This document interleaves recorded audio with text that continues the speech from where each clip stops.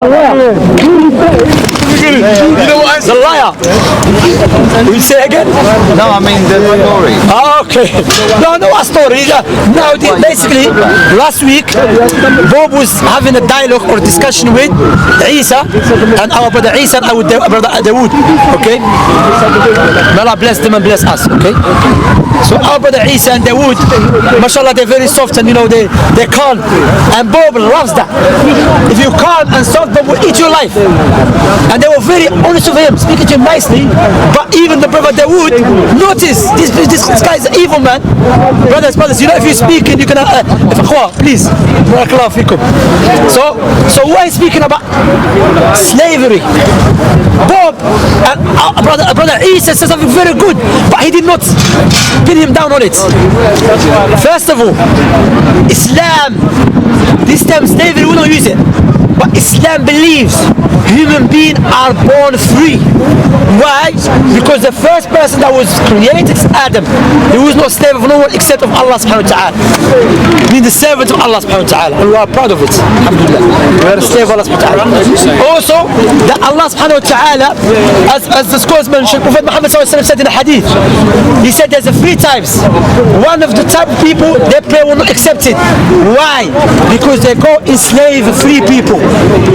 So if the European follow Prophet Muhammad's teaching, they wouldn't go to Africa and enslave free man. You see? So Prophet Muhammad said Allah will be the opponent of a man that goes and enslave a free man, then go sell him. Okay? So there's many hadith condemning slavery. The origin of human being, they are born free. As Umar ibn Khattab said, one of his athar that has been narrated about him, how can you enslave people when they were born as free people? Okay? But we, Jesus, in the Bible, I've read the Bible, there is no word clearly, explicitly, when Jesus condemned slavery. What if he said slaves obey your masters? Yeah, I'll come to that.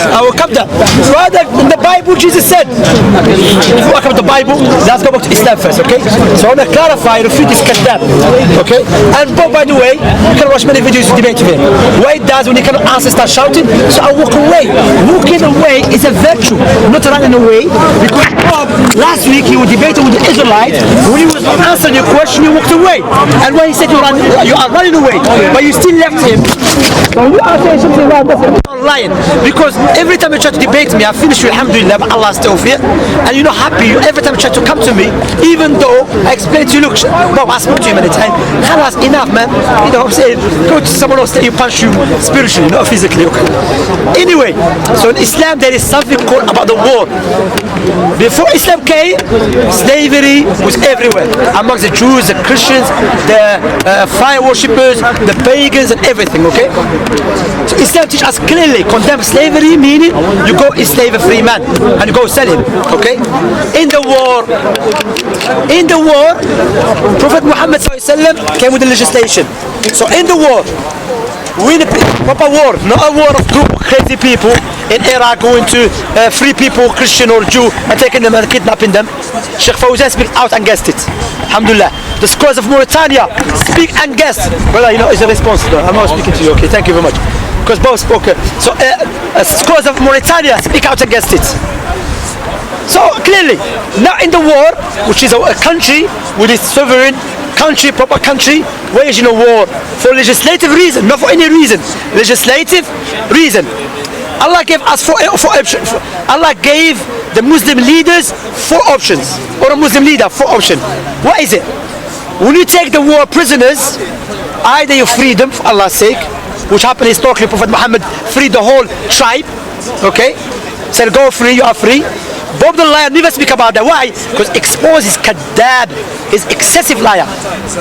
Okay, another one, you exchange them with the other prisoners, Muslim prisoners. So you say, give us our prisoners and we'll give you your prisoners.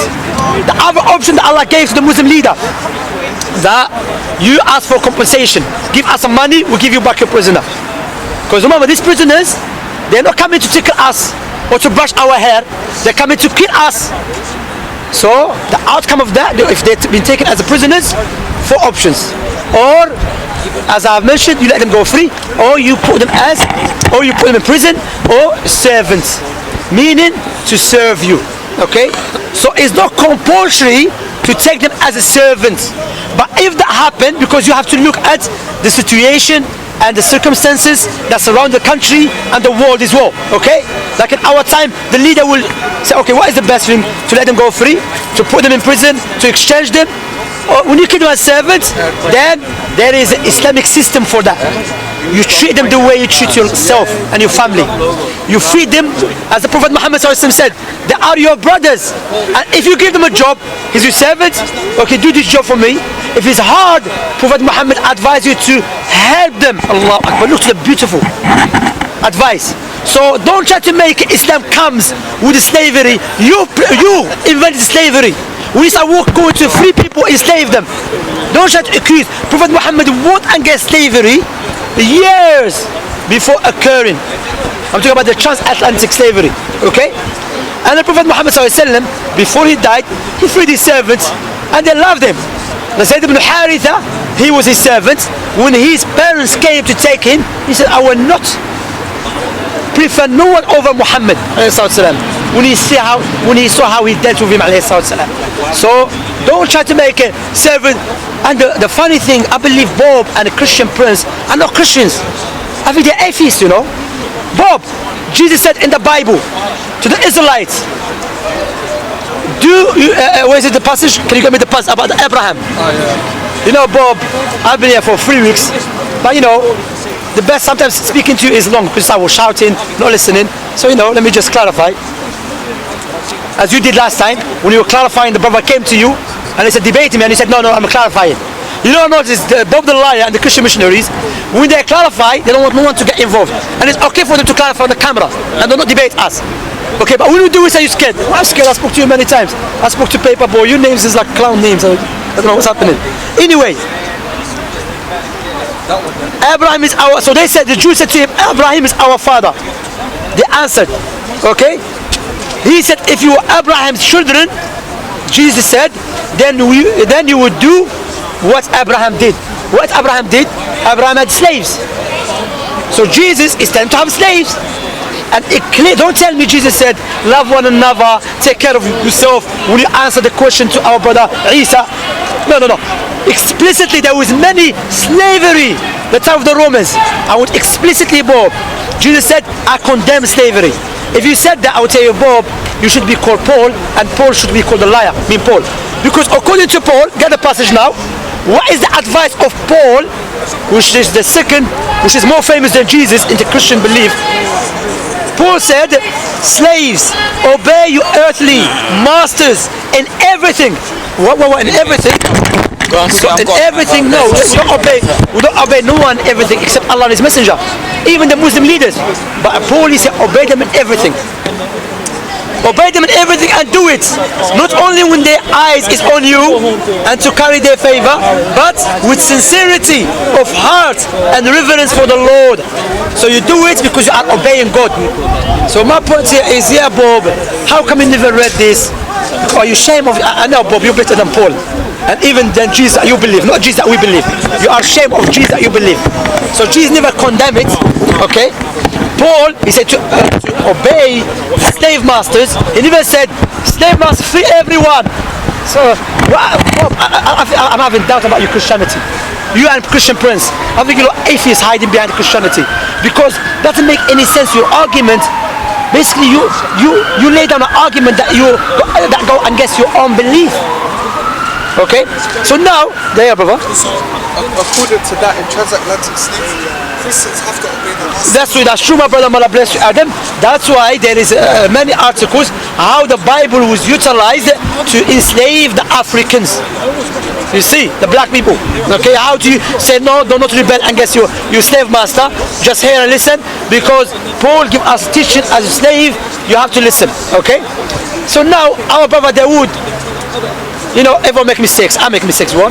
He was saying that in Kuwait, about slavery. There's no slavery in Kuwait. They would. Allah bless you, akhi. No, I think in Kuwait what happened? They have housemaids.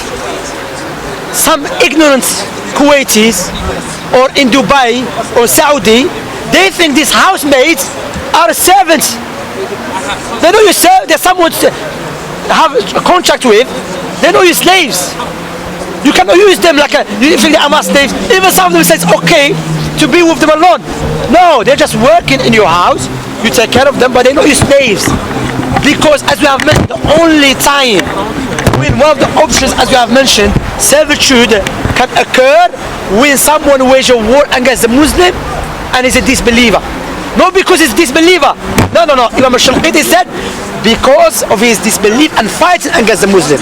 So now you can go to Christians in Africa or in Philippines or other countries and kidnap them and they say he's my slave. No. Understand? So Bob, you have not studied about this issue, and what is the outcome of having them serve you? When they see the good manners of Islam, the good characteristics of Islam, they become Muslims. How many servants accept Islam? Alhamdulillah. How many? Rather some they were leaders, rather some they were scholars. The likes of Ata bin Abi Rabah. I've already explained that in concept of everything, alhamdulillah. So wallah, you have nothing against Islam. Remember, you believe 1 + 1 is equal 1. And you have to tell us, Bob, which school you've been to, because we have to inform the government to shut it down as soon as possible. Seriously, because 1 + 1 + 1 is not equal 1, it's equal 3. If there is Shamsi human being, Jamal human being, Anwar human being, we are human being, but we are 3 individuals. Doesn't mean because you are 3 human beings, there's 1. Okay? So alhamdulillah, and that's a quick refutation against his lies and against his deception. Bob is a liar, an Islamic hater. He's debating with the Israelites. He said, well, you have a problem with me. What about the Arabs? Everything Arab Prophet Muhammad. I know, Bob, soon you're gonna commit suicide because you can see people accepting Islam in the park. You know, one of the brothers, may Allah bless him, his brother, his name Khalid, he told me, look, tell them these guys, Islamic haters, why no one accepting Christianity in the park? The only people in hidden camera. You know, no one. This guy, I was a Muslim, I'm a Christian. Who are you? No one knows him. Even the guy speaking to him doesn't know him. But here you see them in the real life, alhamdulillah. Allahu Akbar. Allah said, I'll finish with this verse. Some people dislike it, but alhamdulillah. As the Messenger of Allah said, Islam will honor people or humiliate them.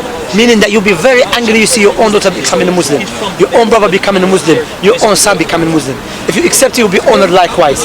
You know? So, I'm coming to you. One second. You're honouring a goddess, a pagan goddess on your shoes. Yeah, but I'm stepping on it. I'm stepping on it. I'm stepping on it. I'm stepping on the goddess. Your goddess, you don't step on it. I'm stepping on it though. Nike, you're not stepping on it, you're honouring it. No, but I'm stepping on it. You're showing it off to the world. No, I'm not showing it. I'm stepping on it. I'm showing it off. I'm stepping on it. That's pagan. Okay, let me speak one minute. He did speak when he spoke about Christians. No, anyway, so my point here that Allah subhanahu wa ta'ala said وَيَمْكُرُونَ وَيَمْكُرُ اللَّهُ وَاللَّهُ خَيْرُ الْمَاكِرِينَ. They plan and Allah plan and Allah is the best of the planners. You know, regardless what you do, be in the comments section, this MC or this brother, this Muslims, Islam is alhamdulillah, people accepting it without us using some house managed without having to partner with some other Kuwait or other countries. Alhamdulillah, there's many scholars in Kuwait. Saudi explained that, alhamdulillah. In Dubai likewise. Because this Muslim who thinks these housemaids are slaves or servants, it's because they are ignorant. You know? And ignorance everywhere. Last year they found one hotel or something, they vaccinated Scotland, if you remember. Scotland, yeah? Yeah, even this country. There's slavery everywhere. Everywhere slavery. Scotland they found I think they were 3%. No, I'm finishing. I have to go. Seriously. I want to address this. No, I just... Sarah 23. No, you haven't. Brother, okay. Do you have problem with slavery? Right. Do you have problem with slavery? slavery. A second, sir. I have to go. I told you. Brother, I told you I have to go. What does it say? Very quickly. Okay, go. It says in Surah